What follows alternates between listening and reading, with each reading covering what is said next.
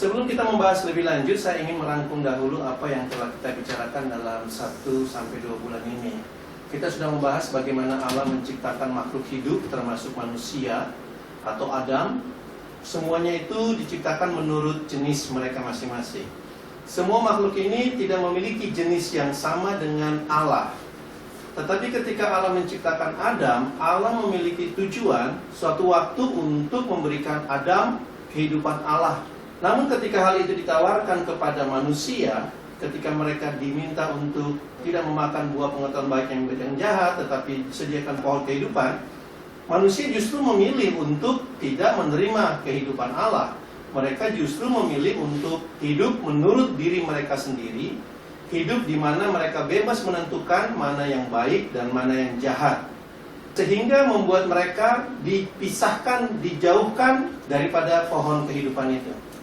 Dan sejak saat itu, semua manusia yang lahir ke dalam dunia ini, semua keturunan Adam dan Hawa, mereka selain tidak memiliki kehidupan Allah, mereka juga berada di bawah kuasa dosa, yang justru memperparah kehidupan yang harus mereka lewati. Memang benar mereka yang menentukan mana yang baik dan mana yang jahat. Tetapi penentuan mana yang baik dan yang jahat itu terlebih-lebih di bawah kuasa dosa, itu justru membawa malapetaka bagi manusia. Namun sejak manusia itu jatuh ke dalam dosa, Allah telah berjanji untuk memberikan juru selamat yang akan membebaskan mereka dari dosa, dan yang akan memberikan kepada mereka kehidupan Allah. Sehingga sejak saat itu, setiap orang yang percaya kepada janji Allah ini, mereka menerima keselamatan yang Allah janjikan itu. Dan sejak kedatangan Roh Kudus, setiap orang yang percaya kepada Yesus, mereka diberikan kehidupan Allah. Mereka dilahirkan dari Roh, serta mendapatkan bimbingan dari Roh Kudus yang tinggal di dalam mereka, dengan tujuan agar mereka dapat mengenal dan hidup dengan kehidupan yang Allah sudah berikan kepada mereka. Hidup Allah yang sudah menjadi milik mereka. Mereka adalah orang-orang yang dihidupkan atau dilahirkan dari Allah. Kelahiran dari roh ini, atau yang sering kita sebut dengan lahir baru, bukanlah perbaikan dari hidup yang lama. Sekali lagi saya harus tekankan hal itu, bahwa lahir baru itu bukan perbaikan dari hidup Adam yang penuh dosa itu menjadi Adam yang tidak berdosa. Tidak. Itu bukan perbaikan hidup yang lama, tetapi pergantian kehidupan. Dari kehidupan Adam diberikan kehidupan Kristus. Satu jenis kehidupan yang total baru, yang tidak dapat diusahakan dengan cara-cara hidup Adam yang lama itu. Tidak dapat kita usahakan, tidak dapat kita pikirkan, tidak dapat kita imajinasikan kehidupan Yesus itu. Kehidupan yang sekali lagi saya harus katakan total baru, bukan perkembangan dari kehidupan Adam. Minggu lalu saya katakan bahwa kita tidak dapat menggunakan pikiran duniawi kita untuk mengenal hal-hal yang rohani. Itu bukan karena pikiran manusia atau pikiran dunia atau pikiran kita pada umumnya yang kita mengetahui di mana kita berpikir tentang alam, tentang pekerjaan, tentang rumah tangga. Pikiran dalam kehidupan ini tidak mampu berpikir tentang hal rohani. Tetapi karena pikiran manusia itu berbeda dengan pikiran Allah. Jadi bukan karena kita tidak pintar, bukan karena kita kalah dengan para pendeta atau kita kalah dengan guru-guru besar, tetapi karena total pikiran manusia, apakah dia pendeta atau bukan pendeta, itu tidak mampu menjangkau pikiran Allah karena jenisnya berbeda. Bahkan bukan cuma saja pikiran manusia dengan pikiran Allah itu berbeda, tetapi pikiran manusia itu justru bertentangan dengan pikiran Allah. Jadi pikiran Allah ini tidak bisa diajarkan kepada manusia. Itu minggu lalu kita sudah bahas tentang bagaimana pikiran Allah diberikan pada kita. Kenapa tidak bisa diajarkan? Karena pikiran manusia tidak mampu memikirkan apa yang Allah pikirkan atau apa yang ada di dalam realita Allah. Di dalam Roma 8 jelas sekali dikatakan, Roma 8 ayat 5 sampai ayat ke-8. Sebab mereka yang hidup menurut daging. Apa yang dimaksud dengan mereka yang hidup menurut daging? Mereka yang hidup menurut ciptaan Adam itu. Mereka yang manusia itu memikirkan hal-hal yang dari daging, hal-hal yang dari Adam itu, dari daging. Mereka yang hidup menurut roh memikirkan hal-hal yang dari roh. Ayat 5 ini saja sudah membedakan antara manusia duniawi, manusia dunia, dan orang yang hidup di dalam roh. Itu sudah berbeda. Lalu dikatakan ayat yang ke-6, karena keinginan daging adalah maut. Apa itu keinginan daging? Pikiran manusia. Karena pikiran manusia adalah maut, tetapi keinginan roh atau pikiran Allah atau roh adalah hidup dan damai sejahtera. Sebab keinginan daging, sebab pikiran manusia adalah perseteruan terhadap Allah. Karena ia tidak takluk kepada hukum Allah, hal ini memang tidak mungkin baginya. Tidak mungkin. Jadi bukan soal pintar atau tidak pintar. Pikiran manusia tidak bisa takluk kepada pikiran Allah atau hukum Allah. Karena tidak mungkin. Kenapa? Karena jenisnya berbeda. Sekali lagi, jenisnya berbeda. Burung merpati dengan kelinci itu dua jenis yang berbeda. Burung merpati tidak bisa memahami pikiran kelinci. Kelinci pun tidak bisa memahami pikiran burung merpati. Ini dua jenis. Ini yang saya mau kasih lihat bahwa ada perbedaan jenis di situ. Bukan karena kita dilahirkan pintar atau pandai atau tidak pandai atau tidak bijaksana. Bukan itu ukurannya, tapi jenisnya. Roma 8 ayat 8 berkata, mereka yang hidup dalam daging, mereka yang jenisnya manusia itu tidak mungkin berkenan kepada Allah. Jadi sekali lagi saya harus tekankan bahwa ini karena berbeda jenis. Jenis ilahi dan jenis adamik itu jelas berbeda. Pikiran dunia kita itu fokus kepada hal-hal yang ada di dunia ini, yang memiliki manfaat bagi diri kita. Sedangkan kehidupan rohani itu merupakan realita di mana Allah hidup bersama dengan orang percaya. Suatu kehidupan. Jadi itu bukan suatu imajinasi, bukan sesuatu yang hayal. Itu suatu yang real, di mana Allah bersekutu dengan orang-orang percaya. Kehidupan di dalam roh.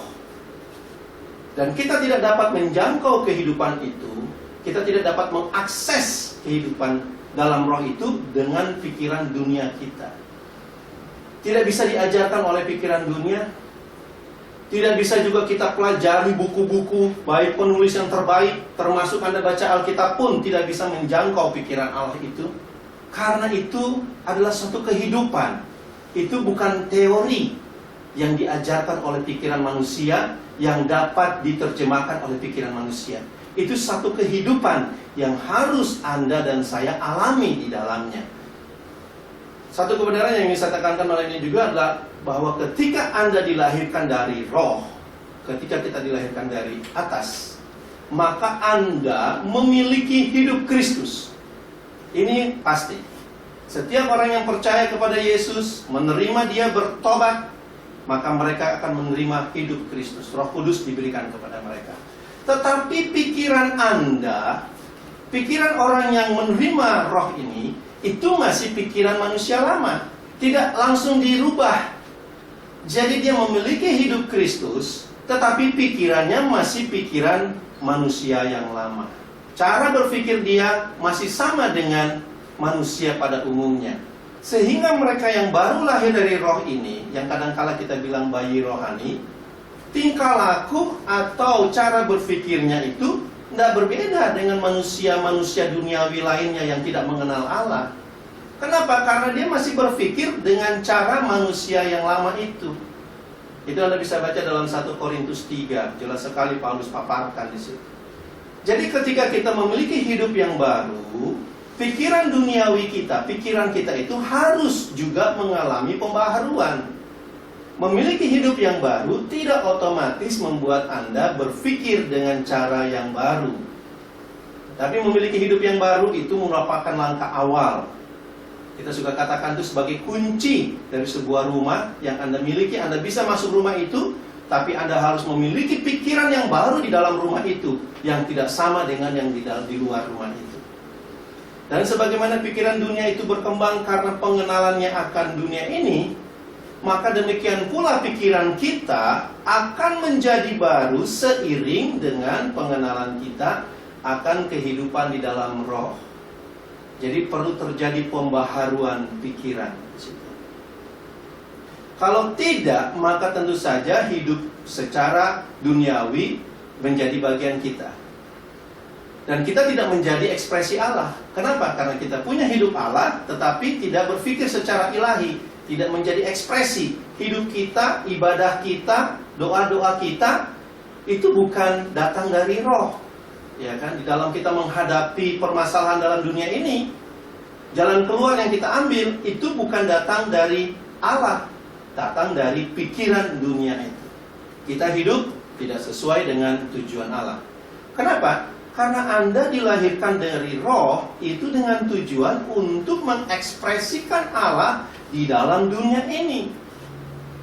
Itulah sebabnya kita diajarkan berdoalah, Bapa di surga, datanglah kerajaanmu, jadilah kehendakmu di bumi seperti di surga. Bagaimana kehendak Allah bisa terjadi di bumi seperti di surga? Melalui orang-orang yang percaya ini. Bagaimana mereka bisa mengekspresikan kehendak Allah itu di dalam dunia ini. Kehidupan manusia yang alami itu dapat memberikan kita gambaran bagaimana kita bisa hidup dalam roh itu. Nah, malam hari ini kita akan lihat bagaimana seseorang mampu mengakses berkat-berkat Allah yang sudah diberikan pada mereka yang percaya. Ketika seorang manusia lahir ke dalam dunia ini, seorang bayi tentu saja, pada awalnya dia tidak tahu bagaimana dia harus bertindak. Bahkan dia pun tidak mengenal apa yang ada di sekitarnya. Demikian pula manusia yang lahir dari roh. Pada mulanya dia tidak tahu hal-hal yang rohani. Sebab hal-hal yang rohani ini bukan hal-hal duniawi yang dibuat rohani. Dengan kata lain, apa yang diketahui sebelumnya, yaitu hal-hal duniawi, itu bukanlah apa yang dia dapati di dalam roh. Jadi dalam contoh beberapa minggu yang lalu saya katakan, kalau Anda beribadah ke gereja dan sering melakukan tindakan-tindakan rohani sebelum Anda lahir baru, tapi ketika Anda lahir baru, terus tindakan yang rohani itu, misalnya doa tadinya cuma 5 menit, sekarang jadi 1 jam, itu bukan berarti Anda hidup dalam roh. Itu Anda memperhebat yang hal sebelumnya yang Anda pelajari sebelum lahir dalam roh. Jadi itu masih tetap duniawi juga. Ya. Namun seiring dengan waktu, manusia atau bayi ini pasti akan mulai menyadari dan mempelajari keadaan di sekitarnya. Apalagi kalau dia memiliki penuntun yang akan menerangkan padanya tentang hal-hal yang ada di sekitarnya dan bagaimana dia harus bertindak menurut manusia. Bagaimana bayi ini dapat mengenal atau mengetahui hal-hal yang di sekitarnya? Kita tahu manusia itu memiliki otak untuk berpikir, dan tindakannya akan semakin baik apabila dia dapat menyerap segala informasi yang ada di sekitarnya itu dengan baik, serta melakukannya. Lalu bagaimana otak itu bisa menyerap informasi di sekitarnya? Bagaimana otak atau pikiran manusia itu tahu tentang gunung, tentang pemandangan yang indah, tentang udara yang panas, tentang bau yang wangi, tentang rasa manis, rasa pedas, atau musik yang indah? Bagaimana bayi itu bisa mengetahuinya? Dan kita tahu bahwa semua itu dimungkinkan karena manusia memiliki apa yang kita sebut dengan indera. Dengan mata dia bisa melihat, dengan telinga dia bisa mendengar, dengan hidung dia bisa membaui, dan seterusnya dan seterusnya. Melalui indera inilah manusia menyadari keadaan atau realitas di sekitarnya. Demikian pula di dalam roh. Anda memiliki sesuatu untuk mengenal keadaan kehidupan dalam roh itu.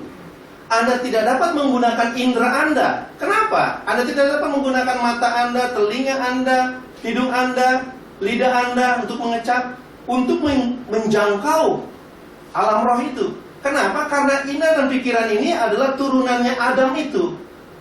Hasil dari ciptaan dari jenis yang berbeda itu, Adam itu. Semua itu diberikan kepada kita dalam rangka mengenal dunia ini, bukan roh. Jadi kita tidak dapat menggunakan indera kita atau pikiran dunia kita untuk mengenal hidup yang baru. Kenapa? Sekali lagi saya katakan, karena jenisnya berbeda. Sekali lagi, indera manusia digunakan untuk kesadaran akan lingkungan sekitarnya, yaitu dunia ini. Tetapi kan kita bukan lagi menjadi keturunan Adam ketika kita dilahirkan baru. Kita menjadi manusia roh, yaitu keturunan Kristus. Bukan panca indera yang kita gunakan untuk mengenal Kristus itu. Lalu apa yang dimiliki orang percaya ketika dia dilahirkan dari roh ini untuk mengenal keadaannya sebagai manusia roh? Ini cuma satu. Mereka memiliki iman. Hanya dengan iman Anda bisa menyadari realita kehidupan Anda yang baru. Anda tidak bisa menggunakan imajinasi Anda. Iman itu juga bukan imajinasi. Iman itu adalah bagaimana kita menyerap informasi, kita melihat, merasakan segala realita yang ada di dalam Kristus. Dengan iman inilah kita bisa hidup di hadapan Allah. Bahkan mereka tidak akan mendapatkan sesuatu dari roh jikalau orang-orang ini tidak menggunakan imannya. Bukan dengan sekolah tinggi Anda bisa hidup dalam roh, tidak. Hanya dengan iman. Saya akan baca di dalam Roma 5. Kalau kita lihat di dalam Roma 5 itu jelas sekali tertulis, Roma 5 ayat yang ke-1 dan ayat yang kedua. Sebab itu kita yang dibenarkan karena iman, kita hidup dalam damai sejahtera dengan Allah oleh karena Tuhan Yesus Kristus. Oleh Dia kita juga beroleh jalan masuk oleh iman kepada kasih karunia-Nya. Bahasa Inggrisnya jalan masuk itu bagus sekali, dikatakan akses. Anda bisa memiliki akses kepada kasih karunia. Kehidupan yang baru itu adalah kasih karunia. Anda bisa mendapatkan akses kepada kasih karunia itu hanya oleh iman. Dan kita juga beroleh jalan masuk, kita juga beroleh akses oleh iman kepada kasih karunia. Jadi kita bisa menjangkau berkat-berkat ilahi yang Allah berikan kepada kita di dalam roh itu hanya dengan iman. Hanya dengan iman ini saja Anda bisa mengakses segala hal yang telah Allah berikan pada Anda. Dengan iman ini Anda akan mengerti pikiran Allah. Dengan iman ini Anda akan mengerti kehendak Allah. Dengan iman ini Anda akan mengerti pengertian Allah. Jadi itu tidak bisa ditanyakan bagaimana caranya saya mengerti pengertian Allah, bagaimana caranya saya mengerti kehendak Allah. Anda lah yang harus memiliki iman itu, tidak bisa teori. Itu praktek, saudara. Sesuatu yang datang dari roh. Kenapa? Karena ada dua jenis kehidupan yang dihadapi oleh manusia. Ada kehidupan yang dikuasai atau dihidupi oleh manusia, yang dapat mereka mengerti, bisa dijangkau oleh panca indera dan pikiran manusia. Itulah kehidupan adamik. Kehidupan yang bukan kehidupan Allah. Tapi ada juga yang kehidupan yang tidak dapat dilihat oleh mata, tidak dimengerti, tidak pernah timbul dalam hati manusia, yang hanya dapat dilihat dan dimengerti oleh iman. Itulah kehidupan di dalam Kristus. Namun karena kita hidup dalam dunia dan berpikir secara dunia, dan ketika kesulitan menimpa kita, apakah itu sakit penyakit, kemiskinan, dan lain-lainnya, kita berusaha untuk beriman kepada Yesus. Dan seringkali kita menggunakan pikiran kita untuk percaya hal-hal yang ada dalam Yesus. Saya katakan tadi bahwa pikiran manusia duniawi itu tidak mendapat tempat di dalam Kristus itu. Jadi kalau kita menggunakan pikiran kita untuk menjangkau Allah, tentu saja hal itu akan mustahil. Sebab pikiran manusia bukanlah untuk mengakses hal-hal yang ada dalam Yesus, melainkan iman. Hanya dengan imanlah kita bisa mengakses berkat-berkat dalam Kristus itu. Hanya dengan imanlah hal-hal yang sudah disediakan Allah itu bisa kita dapatkan. Iman itu untuk kita bisa hidup di dalam Yesus. Iman bukan untuk mendapatkan benda-benda dalam dunia ini. Bukan untuk dapat mobil, bukan untuk dapat pekerjaan, bukan untuk dapat uang. Lalu kita dikatakan beriman, bukan untuk dapat anak iman itu.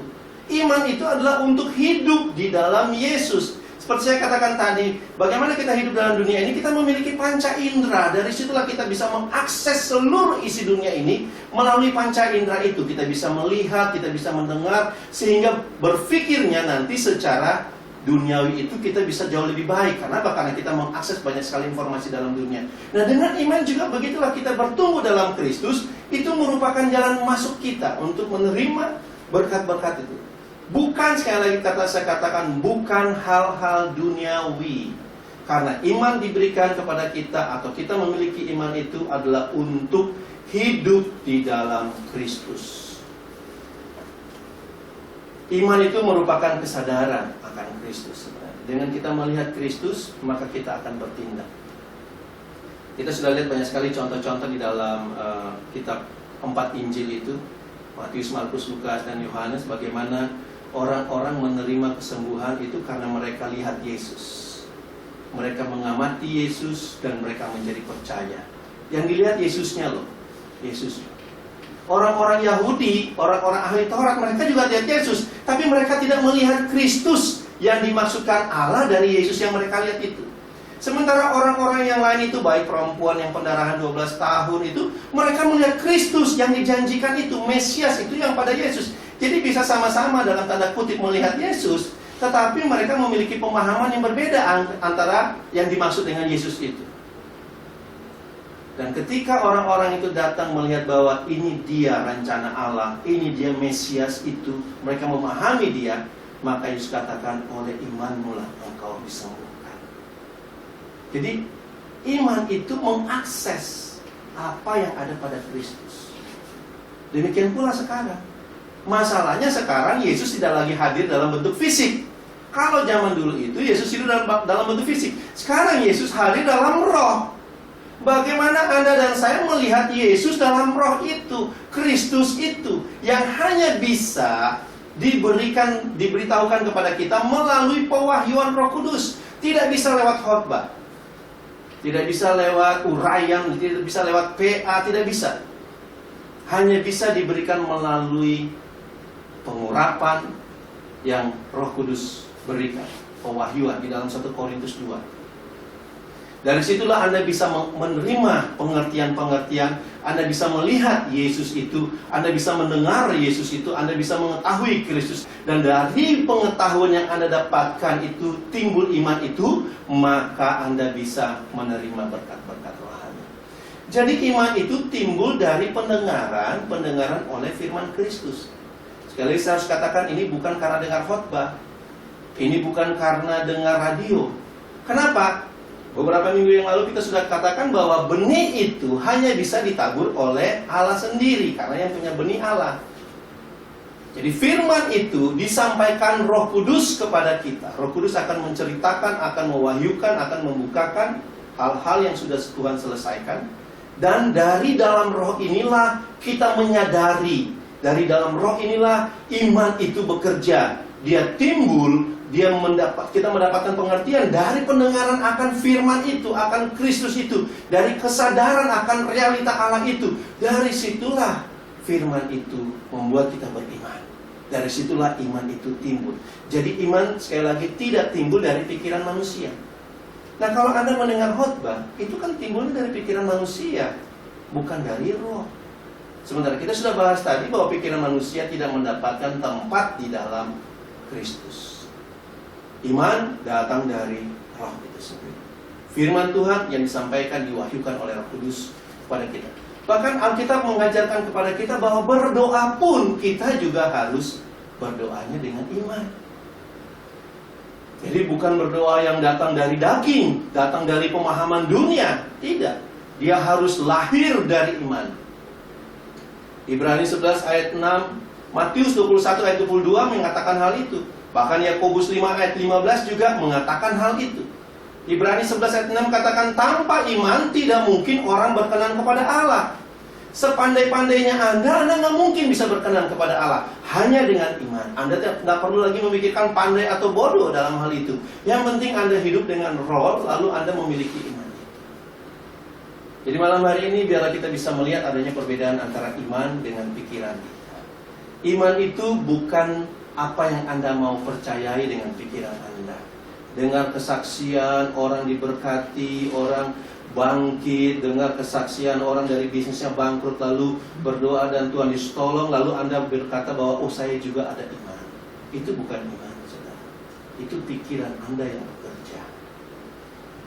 Tetapi kalau Anda mendengar kesaksian roh di dalam batin Anda tentang Kristus, tentang pekerjaan Allah, tentang Anda punya nature yang baru, yaitu Kristus itu, maka masuk akal atau tidak masuk akal, itulah iman Anda sebenarnya.